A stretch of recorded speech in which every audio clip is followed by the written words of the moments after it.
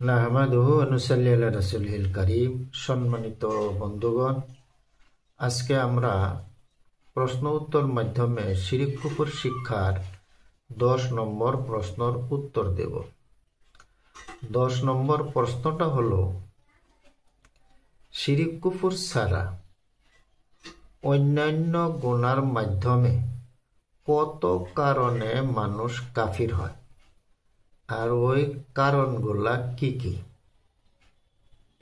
এটা হইল 10 নম্বর প্রশ্ন।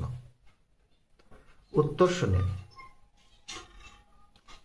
প্রথমে জানিয়ে রাখেন, গুনাহ কত রকম আছে। 1 নম্বর হইল শিরক কুফর। 2 নম্বর গুনাহটাই হইল বেদাতি গুনাহ। 3 নম্বর গুনাহ কবিরা গুনাহ। 4 নম্বর গুনাহ হইল সগীরা গুনাহ। এখন শিরক কুফর করলে তো শিরক কুফরই হবে, বেদাতি করলে বেদাতি হবে, কবিরা করলে কবিরাই হবে, সগীরা করলে সগীরাই হবে। এখানে জটিল কথাটা কি? জটিল কথা হইল, স্পষ্ট শিরক কুফর ছাড়া অন্যান্য গুনার মাধ্যমে কুফরি হইতে পারে। কবিরা গুনাহ করতেছে, এর মধ্যে কুফরি হইতে পারে। এটা হইলে এখানে এটা একটা জটিল কথা, যেটা সাধারণ মানুষে জানে না। দেখেন, 4টা কারণ আছে। 4টা কারণের কোনো একটা কারণ যদি অন্যান্য গুনাহ পাওয়া যায়, শিরক কুফর ছাড়া অন্যান্য গুনাহ পাওয়া যায়, তখন ওইখানে ওইটা কুফরি হয়ে যায়। এখন দেখি 1 নম্বর কারণ কি।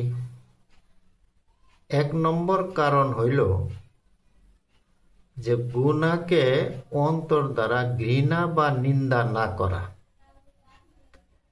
ধরেন কেউ একটা গুনাহ দেখতেছে বা নিজে গুনাহটা করতেছে, এই সময় তার অন্তরে এই গুনার প্রতি একটা ঘৃণা ভাব থাকতে হবে, যে আমি খারাপ করতেছি, এটা থাকতে হবে।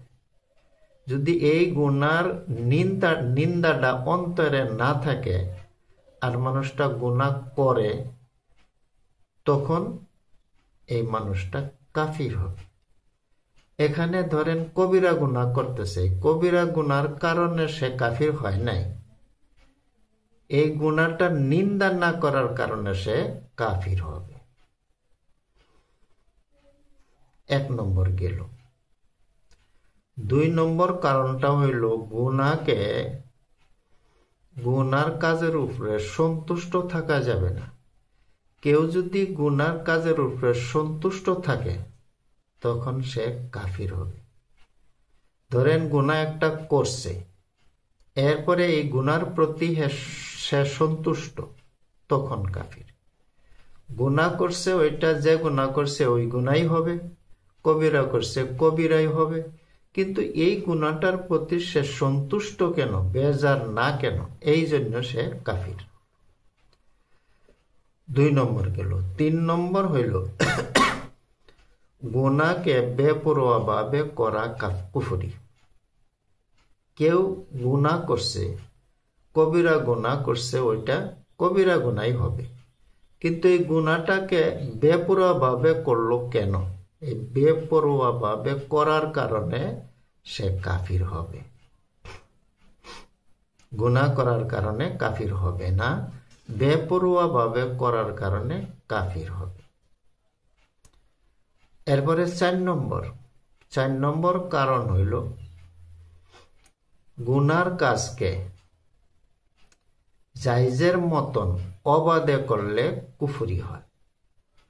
গুনাহ করলে গুনাহই হবে, কবিরা করলে কবিরাই হবে, কিন্তু এই কবিরা গুনাহটা তুমি জায়েজের মতন অবাধে করো কেন? অবাধে করার কারণে তুমি কাফির। এই গুনাহ করার কারণে কাফির না, অবাধে করার কারণে, জায়েজের মতন করার কারণে তুমি কাফির হইলে।